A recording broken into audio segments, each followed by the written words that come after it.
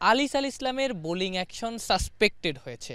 আম্পায়াররা তার বোলিং অ্যাকশনের ত্রুটি খুঁজে পেয়েছেন এবং তারা একটা অবজারভেশন দিয়েছেন, ফলে তার বোলিং অ্যাকশনকে সাসপেক্টেড বলা হয়েছে। তবে এই সাসপেকশনটা আসলে অন্যান্য সাসপেকশনের মতো না, যে সাধারণত যেটা থাকে যে তার বা কোনো বোলারের বোলিং অ্যাকশনে যদি সন্দেহ পান আম্পায়াররা কিংবা কোনো কমিটি, ক্রিকেট কমিটি বা কোনো টুর্নামেন্ট কমিটি, তাহলে সেই টুর্নামেন্টে তিনি বল করতে পারেন না। পরবর্তীতে পরীক্ষা দেওয়া হয় আইসিসি স্বীকৃত ল্যাবে কিংবা অন্য কোনো ল্যাবে, তারপর তার সব ধরনের ঘরোয়া ক্রিকেটে বোলিং করা থেকে নিষিদ্ধ হয় কিংবা পাশ করলে তিনি আবারও বোলিং করতে পারেন। আলিসের ক্ষেত্রে এমন ব্যাপারটা হয়নি।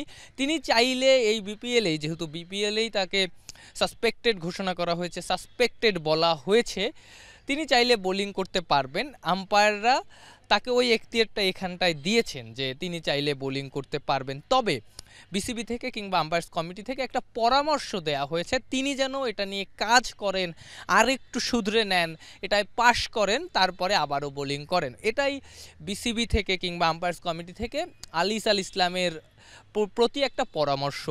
চিটাগাংয়েই এসেই তিনি আসলে এই সাসপেকশনে পড়েছেন। আম্পায়াররা চিটাগাংয়ে তিনি যখন বোলিং করেছেন তখন তার ওই বোলিংয়ের সমস্যাটা আম্পায়ারদের চোখে লেগেছে, তারা একটা অবজারভেশন দিয়েছেন। আলিস আল ইসলামের কিন্তু এই বোলিং অ্যাকশন সাসপেকশন প্রথম না। তিনি যখন প্রথম আলোচনায় এসেছিলেন 2018-19 মৌসুমে ঢাকা ডায়নামাইটসের হয়ে অভিষেকেই হ্যাটট্রিক করেছিলেন, বিপিএল অভিষেকে।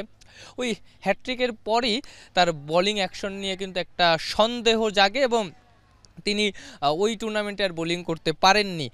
একইভাবে পরবর্তী আসরেও তিনি যখন খুলনা টাইগার্সের হয়ে খেলেছেন, ও সময়ও তার বোলিং অ্যাকশন নিয়ে একটা সন্দেহ তৈরি হয়। পরবর্তীতে তার এই বোলিং অ্যাকশন বা এই চাকিংয়ের ব্যাপারটা তিনি কাটিয়ে ওঠেন, মোহাম্মদ সালাউদ্দিনের সঙ্গে কাজ করেন, গত বিপিএলে আবার তিনি ফেরেন, আলোচনায় ওঠেন। তখন মোহাম্মদ সালাউদ্দিন এই ব্যাপারটা সবার সামনে আনেন যে তিনি যখন বাদ পড়েন, চাকিংয়ের কারণে খেলতে পারেননি, তখন সালাউদ্দিনের সঙ্গে আলিস কাজ করেন এবং তারপর তিনি আবারও ব্যাক করেন।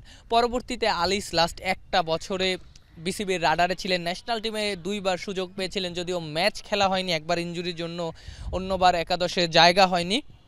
তো সব মিলিয়ে আলিস আল ইসলামের কিন্তু সেই পুরনো সমস্যাটা, চোট তার একটা সমস্যা, পাশাপাশি এই চাকিংও তার একটা সমস্যা। এই সমস্যার কারণে মনে হতে পারে আবারও আলিস পিছিয়ে যাচ্ছেন। পাশাপাশি বোলিং অ্যাকশন কিন্তু বাংলাদেশ ক্রিকেটে এই মুহূর্তে, বিশেষ করে লাস্ট 2টা মাসে কিন্তু talk of the town. Shakib Al Hasan county খেলতে গিয়ে বোলিং অ্যাকশন তার সাসপেক্টেড হয়, পরবর্তীতে তিনি ইসিবি এর আওতাধীন কোনো টুর্নামেন্ট থেকে, সব ধরনের টুর্নামেন্ট থেকে নিষিদ্ধ হন। পরে ইংল্যান্ডের লাফবরো ইউনিভার্সিটির ল্যাবে, যেটা আইসিসি স্বীকৃত ল্যাব, সেখানে তিনি একটা বোলিং অ্যাকশনের পরীক্ষা দেন, পাশ করতে পারেননি। পরবর্তীতে সেই পরীক্ষায় পাশ করতে না পারার ফলে তিনি ইন্টারন্যাশনাল ক্রিকেট এবং সব ধরনের ঘরোয়া ক্রিকেট থেকে নিষিদ্ধ হন। পরবর্তীতে তিনি চেন্নাইয়ে আবারও পরীক্ষা দেন, দ্বিতীয়বারের মতো। সেই পরীক্ষায় তিনি পাশ করতে পারেননি এবং টানা, এবং ওই পরীক্ষায় পাশ করতে না পারার ফলে তার ওই সাসপেনশনটা কিন্তু বহাল থাকে এবং তিনি অপেক্ষায় আছেন তৃতীয়বার পরীক্ষা দেওয়ার জন্য।